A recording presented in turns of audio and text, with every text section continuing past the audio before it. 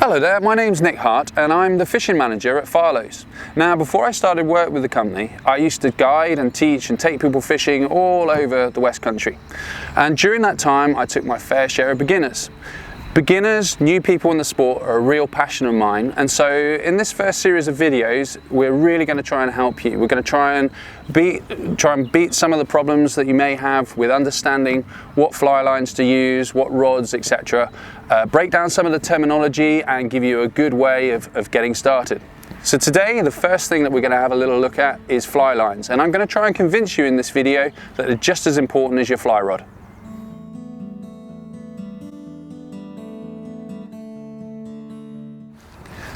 So the first thing to understand when you're new to fly fishing is, why do you need a fly line? So looking at other forms of fishing, so for example spinning, the angler will use something like this, and this is a Toby spoon. It's got lots of weight in it, and by throwing this out over the water, the angler will be able to pull this thin line, really thin line. That's important to understand. This really thin line flies out after that Toby. Fly fishing works in a similar kind of way, as you'll see as we go through this video. But what you'll notice is that a fly line is way, way thicker. And there's a really simple reason for this. And I want you to try and always remember this. The fly line is your weight. This is the way that we propel our flies to the fish. The flies that we use, even great big flies like this thing, that you would use saltwater fly fishing abroad, they actually have air resistance. They have no weight in them. There is no way of pulling this line out. You're going to use this as your weight. And as we go through the video, you should hopefully understand more and more how we do this. So we've discovered that fly lines are a weight. And to make it really simple, all the fly lines have been given a number as well. So if you're fishing at short distances, you might only want a light line. Now these numbers would be a 3 or a 4 or maybe a 5. Light lines are those low numbers. Something like this. This particular line's a 6 weight. It'd be very good for fishing on a small still water such as this behind me. But if I want to cast a lot further, and maybe with large flies, I need a much heavier weight. And so by comparing the two, this one in my left hand, this is a 12 weight fly line. So a number 6, much thinner than this very thick 12. Short distance casts, gentle presentation, much further casts, much heavier presentation. And later on in the video, we'll look at these in more detail. So each of these fly line weights also corresponds with your rod, which is really handily printed right here. So for example, this rod is a 9-foot rod, and right here it says 6, so that's actually going to work well with our 6 weight fly line. It's very important that you make sure that your line corresponds with this number.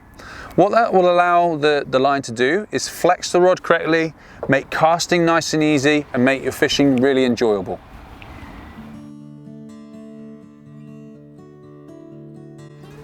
So we have the weight of the fly line, but also there's something very important to understand about them, and that is that they're not one thickness, very unlike our spinning line, which is a level line all the way through. Fly lines in actual fact have a thing that's known as a taper. And what this means is that they actually change in width. To show you this, I've got a fly reel here, and this is the really popular, what we call a weight forward, and definitely the one I'd recommend if you're getting into fly fishing, and in fact for most fishers, this is what they'll use. So what's a weight forward? Very simply, it's where the thickness of the line is much thicker at the front end. It's where all the weight is, hence weight forward. So there's the thick line, and then if I pull some line off this reel, eventually what would happen is you'd end up with this really thin line. So thinking about the start of the video where our angler's chucking a Toby and pulling out the thin line, fly line is working, a weight forward fly line is working in a very similar way. We use the heavy line to pull out the thin line. So always think about fly lines as not just the weight, but what profile am I using, what taper am I using. Weight forward is thick at one end, much thinner at the other. And the reason that this is important to understand is that you could end up putting the line on back to front, which would be a real disaster. Pop into Farlow's if you're unsure, and we can help you get all set up and ready to go. So along with our profile and the weight of a fly line, the other thing that we can do is either float them on the surface or sink them down. So for example, this particular line is a floater, sits right on the surface, great for fishing dry flies. If I want to sink down a little bit further, this one's known as an intermediate, sinks nice and slowly at about 1.5 to 2 inches per second. And if I want to get right down to the bottom, then this is what's known as a deep 7, so it actually sinks at about 7 inches per second. So now that we know that fly lines have a different weight and that they can also float and they sink and they have these different tapers, how do we understand that really easily? Well, on a fly line box there's a bunch of numbers turned into a really simple code, and the way that you read them is like this. First of all, we have here WF, which means weight forward, just the same as the line we looked at just now. And then here, the 6 denotes that it's a 6-weight fly line, so you remember to put that with a 6-weight rod. And then finally, just here, we have an F for floater. So this fly line sits on the surface.